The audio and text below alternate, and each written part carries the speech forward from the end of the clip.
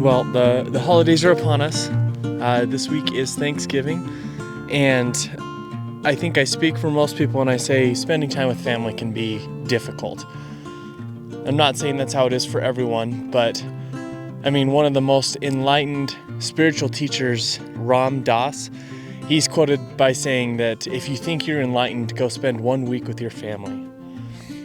And I think there's something to that. I think we all feel like we have our emotions and thoughts and opinions under control until we get around people that mean a lot to us, but that push our buttons. There's something about it being family and not strangers that just makes it that much more triggering. And I think it's because we care about those relationships.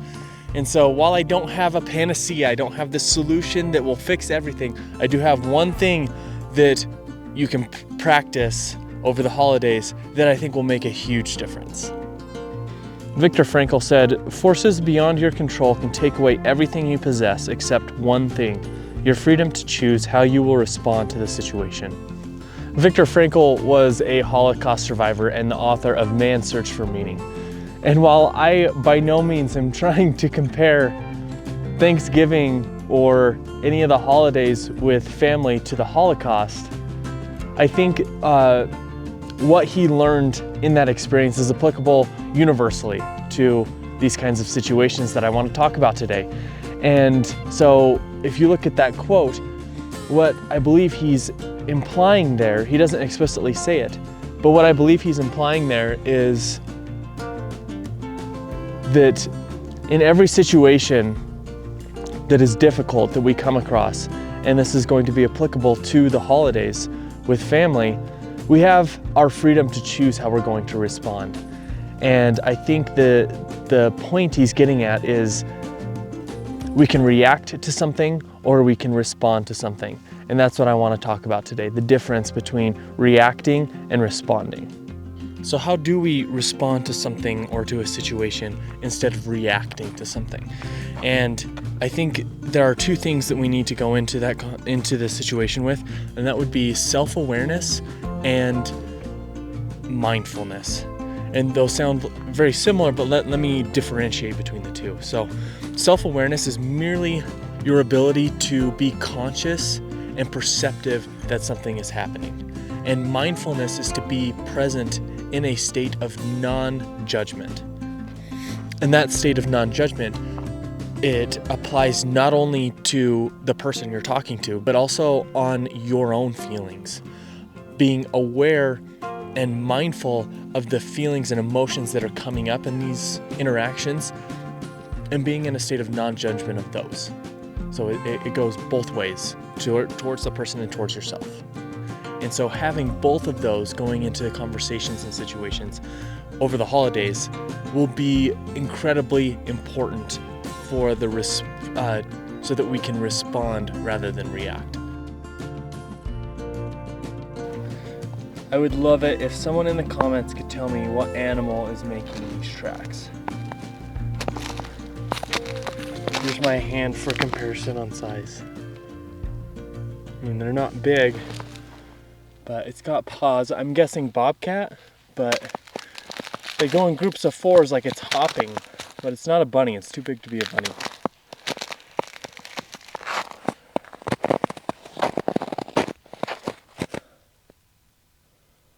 Is that an elk or a moose? I'm so bad at identifying tracks.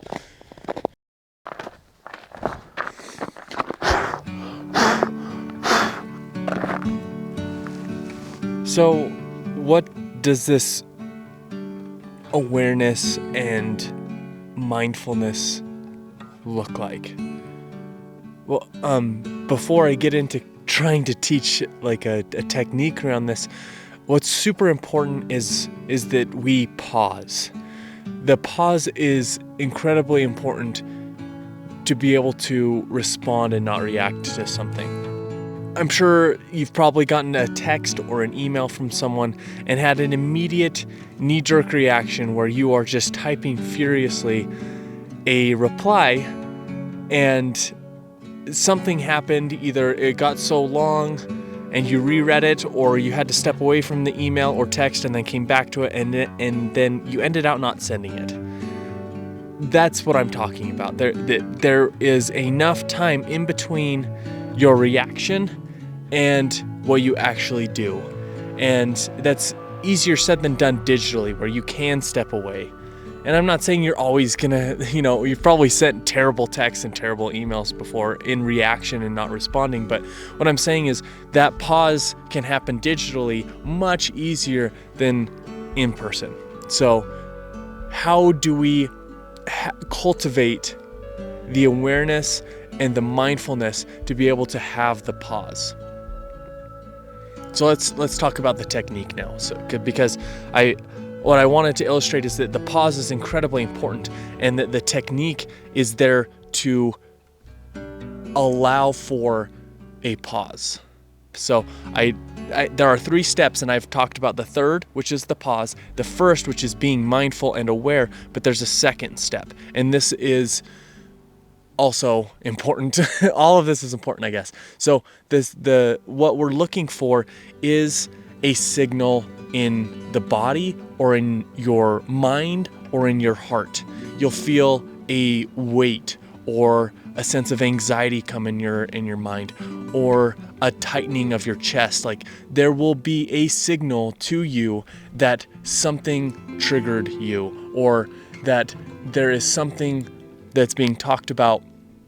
And the reactive part of your brain, I'm spacing on the name of it right now. It's not the prefrontal cortex. It's I think it starts with an M. Doesn't matter. This part of your brain that is a reactive part of your brain, it's an animalistic part of your brain, that's starting to take over. In those, it almost feels like fight or flight in these scenarios. And so feeling, whatever that feeling is for you, like I said, whether it's a weight on you or a tightening or a sense of overwhelm or anxiety, that is your key indicator that it is time to pause. Time to pause. And if you're not mindful, if you're not self-aware, then you will miss that opportunity to stop your reaction. And so going into these situations, mindful and aware of how your body is, of how your mind is, your emotions, your heart, that's going to be key for you to be able to respond rather than react in these situations. Okay, so let's say you successfully were able to pause, and now you are contemplating your response. You are not reacting, you are thinking about a response. You've already done 98% of the work, because I really truly think that is the hardest part, is being able to pause and then contemplate a response. A couple weeks ago, I did a video about 3 words that I think will change any relationship. And so I would highly recommend going back and watching that video. I'll link it somewhere on the screen and you should be able to click it. But when you're contemplating that response, there are 3 words: compassion, curiosity, and acceptance. And if you can contemplate those 3 words when you're thinking up a response, I think that's a home run. And like I said, I think this is so much easier said than done. And if you can do it with family, you can do it with anyone. So anyways, I hope this was interesting. I hope this is something that, piques your interest, and you might even try just a couple times over the holidays with family.